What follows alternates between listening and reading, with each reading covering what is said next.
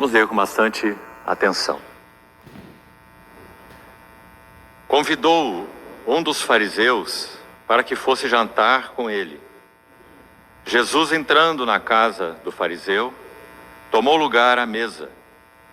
E eis que uma mulher da cidade, pecadora, sabendo que ele estava à mesa na casa do fariseu, levou um vaso de alabastro com unguento, e estando por detrás aos seus pés, chorando, regava-os com suas lágrimas e os enxugava com os próprios cabelos, e beijava-lhe os pés e os ungia com unguento. Ao ver isto, o fariseu que o convidara disse consigo mesmo: se este fora profeta, bem saberia quem e qual é a mulher que lhe tocou, porque é pecadora. Dirigiu-se Jesus ao fariseu e lhe disse: Simão, uma coisa tenho a dizer-te. Ele respondeu: dize-a, mestre. Certo credor tinha 2 devedores. Um lhe devia 500 denários e o outro 50. Não tendo nenhum dos 2 com que pagar,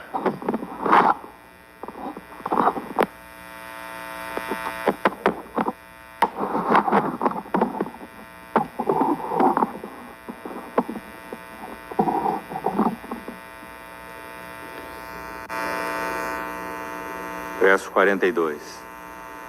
Não tendo nenhum dos 2 com que pagar, perdoou-lhes a ambos. Qual deles, portanto, o amará mais? Respondeu-lhe Simão: suponho que aquele a quem mais perdoou. Replicou-lhe: julgaste bem. E voltando-se para a mulher, disse a Simão: vês esta mulher? Entrei em tua casa e não me deste água para os pés. Esta, porém, regou os meus pés com lágrimas e os enxugou com seus cabelos. Não me deste ósculo. Ela, entretanto, desde que entrei, não cessa de me beijar os pés. Não me ungiste a cabeça com óleo, mas esta com bálsamo ungiu os meus pés. Por isso te digo, perdoados lhe são seus muitos pecados, porque ela muito amou. Mas aquele a quem pouco se perdoa, pouco ama. Então disse à mulher: perdoados são os teus pecados. Os que estavam com ele à mesa começaram a dizer entre si: quem é este que até perdoa pecados? Mas Jesus disse à mulher: a tua fé te salvou, vai-te em paz. E aconteceu depois disso que andava Jesus de cidade em cidade, de aldeia em aldeia, pregando e anunciando o evangelho do reino de Deus, e os 12 iam com ele. E também algumas mulheres que haviam sido curadas de espíritos malignos e de enfermidades. Maria, chamada Madalena, da qual saíram 7 demônios. E Joana, mulher de Cusa, procurador de Herodes, Susana e muitas outras, as quais lhe prestavam assistência com seus bens. Vamos ter mais uma palavra de oração.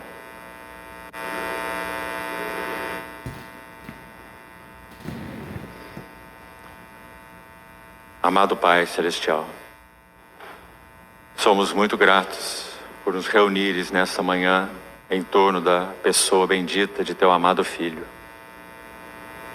Mais uma vez juntos, lançamos nas Tuas mãos a Tua palavra lida, suplicando que, pela provisão e habilitação do Espírito Santo, possamos ver além da letra.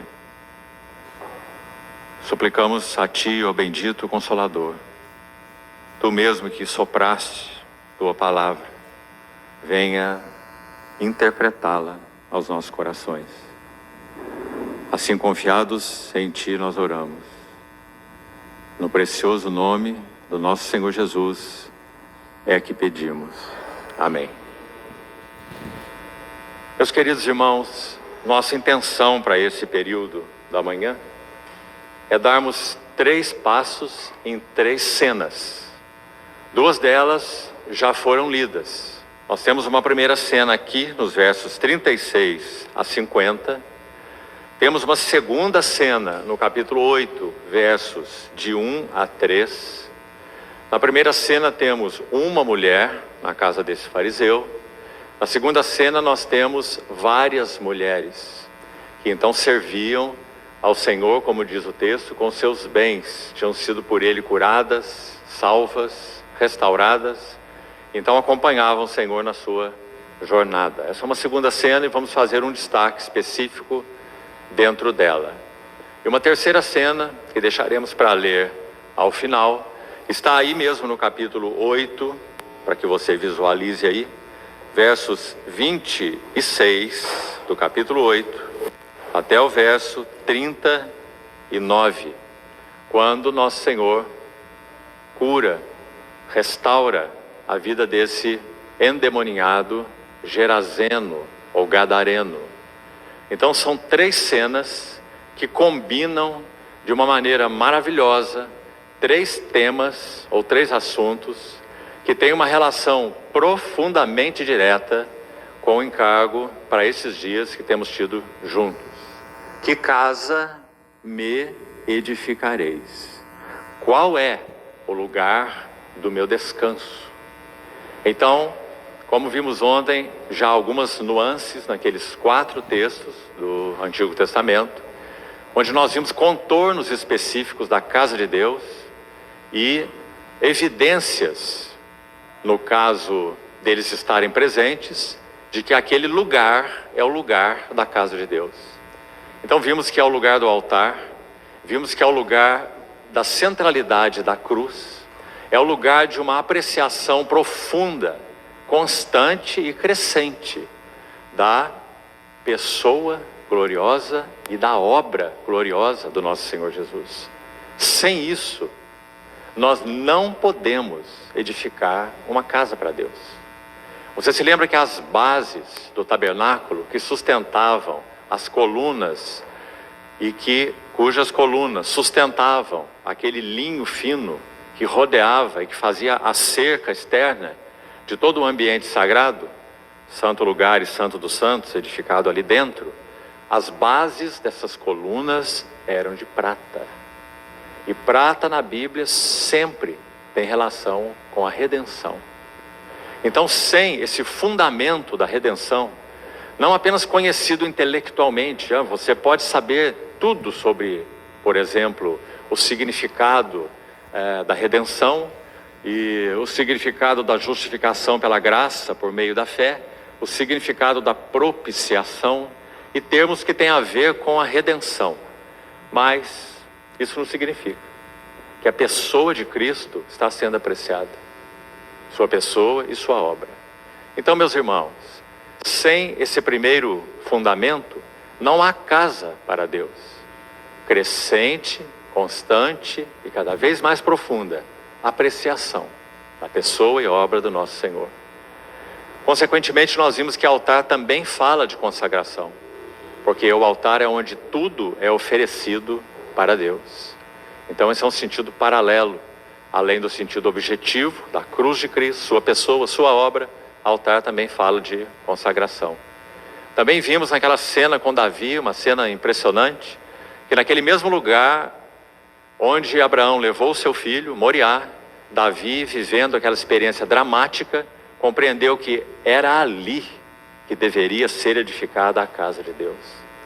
E esse ali significa, sobretudo, o lugar, a eira, onde a casca era separada do grão, Ornã estava ali na sua eira, debulhando o trigo, e então Davi experimentou, vivenciou aquela cena tremenda do anjo embainhar a sua espada, deixando de executar o juízo sobre Jerusalém, mas executando ou queimando aquele sacrifício com fogo do céu sobre aquele altar. Então ele compreendeu de alguma forma que na casa de Deus a misericórdia triunfaria sobre o juízo, e triunfa sobre o juízo, nas palavras de Tiago capítulo 2, verso 13. E foi isso também o que aconteceu na cruz. o fogo, a ira santa de Deus contra o que ele abomina, que a Bíblia chama no singular de pecado. Aquele que não conheceu o pecado, Deus o fez pecado por nós.